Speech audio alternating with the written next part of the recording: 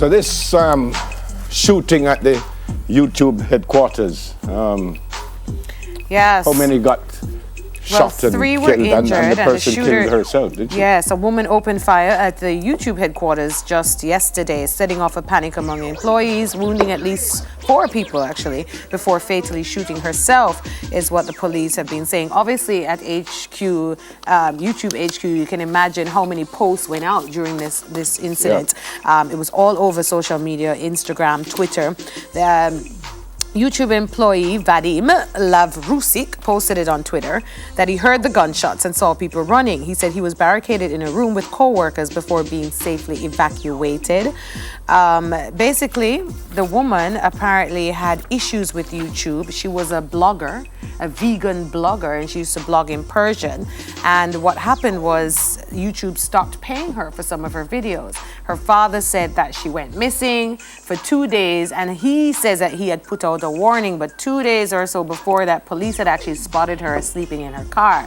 That she's 32 years old, she was 30 something, in her 30s, and she went and took it out on YouTube, and guess what happened? Whoa. She was an angry lady. I don't know how many more times I must say this. The only people who must have weapons are security people. You know, business whether it is legal or sport. If you shoot, like if you're a shoot hunter. Yeah, but you're going in a bush or that, but you mustn't walk with a gun, and it's only. We can't bother here, man, because we are so aggressive that other man look for you, you're ready to pull your gun. But this is the next thing. She was blogging, and she was upset that YouTube pulled down her videos, right? But hear this: you were also blogging against YouTube. Yeah, you were saying negative things. So as a company. Yep. I mean, yeah, but she took it very personal. All right, so that's what's going on. The other message in that, today's about messages. Hug somebody and don't pick up a gun and kill anybody. Next lesson for today. Number of doctors at Cornwall Regional called in sick yesterday. This is because of the air quality at the hospital. This is scary. A medical doctor told us that a colleague collapsed during an operation, while another doctor from Cuba suffered symptoms and had to return home for treatment. So the doctor collapsed during an operation. Dr. Tufton, the health minister, he said he was taken aback by the doctors who are members of the Jamaica Medical Doctors Association, because he says they knew that by the end of this week, all the patients, the inpatients, would be transferred out of the building. So he was wondering why they did that. So he says, and I quote, "To take this action 3 days before what will happen, to my mind, is rather unfortunate, even while I recognize that their right to work in an environment that is comfortable." Wow. But if you have a doctor during an operation and the doctor collapse,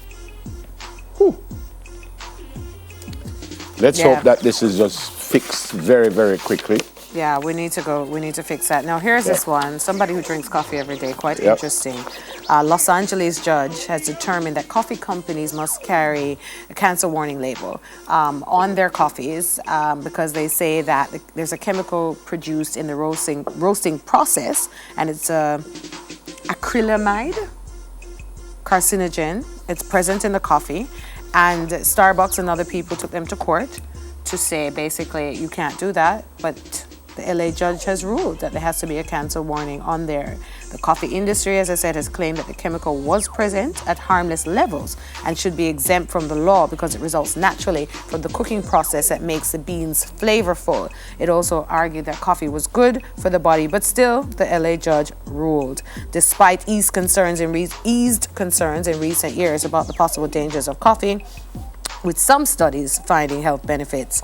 The International Agency for Research on Cancer in 2016 moved coffee off its possible carcinogen list.